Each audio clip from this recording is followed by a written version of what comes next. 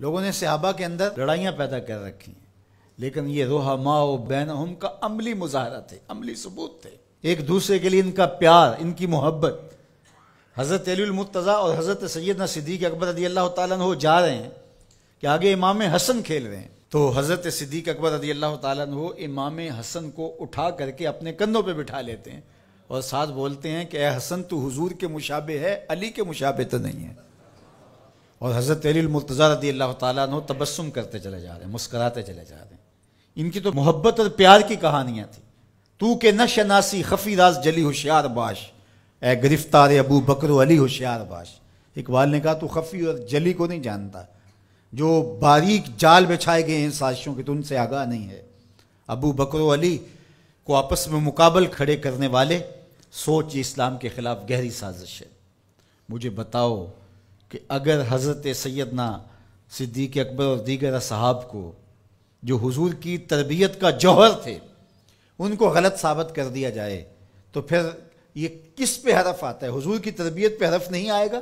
یہ سازش تھی اسلام کے خلاف۔ جو یہ بدقسمتی ہے کہ امت ان سے پیار کرنے کی بجائے آپس میں ان کے ناموں پہ الجھ رہی ہو اور یوں گروہوں میں فرقوں میں تقسیم ہو کے رہ جائے۔ ایک کا پیار دوسرے سے دوری کا سبب بن جائے، یہ کیا ہوا؟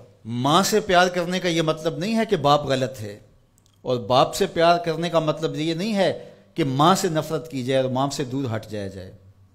ان کے اپنے اپنے فرائض ہیں، اپنے اپنے منصب ہیں۔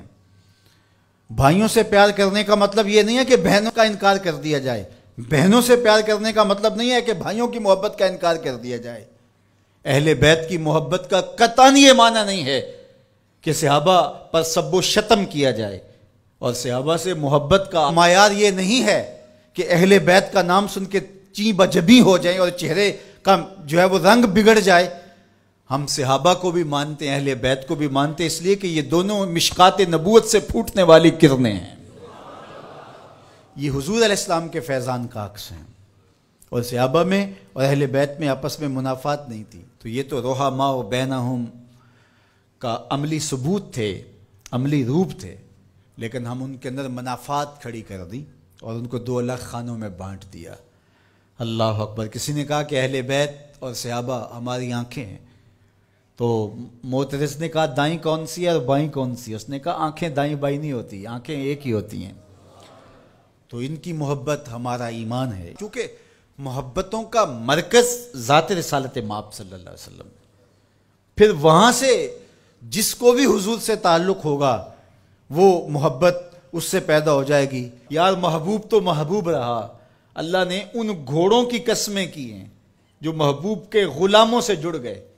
قرآن اٹھائیے، وَالْعَادِيَاتِ دَبْحًا فَالْمُورِيَاتِ قَدْحًا فَالْمُغِيرَاتِ صُبْحًا فَأَثَرْنَ بِهِ نَقْعًا فَوَسَطْنَ بِهِ جَمْعًا۔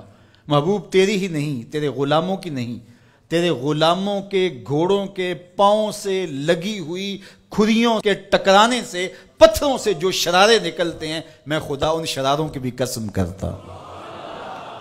محبوب تیرے غلاموں کے گھوڑوں کے پاؤں کے ٹکرانے سے جو گرد اڑتی ہے، اڑتی ہوئی دھول کی بھی قسم کرتا ہوں، اور ان گھوڑوں کے سینوں سے جو آواز نکلتی ہے، میں رب ہو کے اس آواز کی بھی قسم کرتا ہوں۔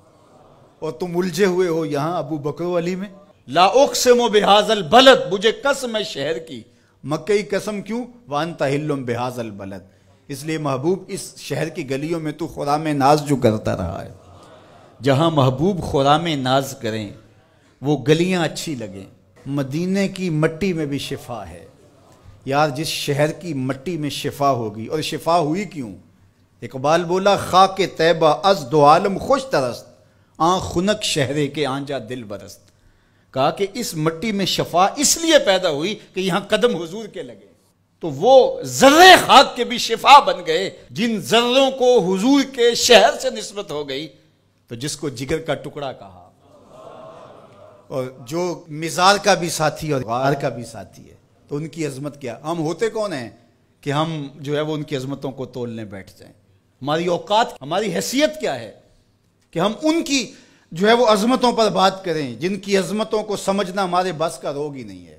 ہمارے لیے اتنا کافی ہے کہ حضور کی آل کو بھی سلام، حضور کے اصحاب کو بھی سلام، اور ان کے لیے دلوں میں معمولی سا غبار اور میل بھی جو ہے وہ ایمان کی پونجی لٹ جاتی ہے. یار نو میلی اکھ نہ ویکھی متا مرسیں کافر ہو کے. کبھی بھی اپنے آپ کو ایسی بحث کے اندر شامل نہ کرنا جس کا نتیجہ بے ادبی تک پہنچتا ہو. سارا دین حضور کی محبت کا نام ہے، سارا دین ادب کا نام ہے.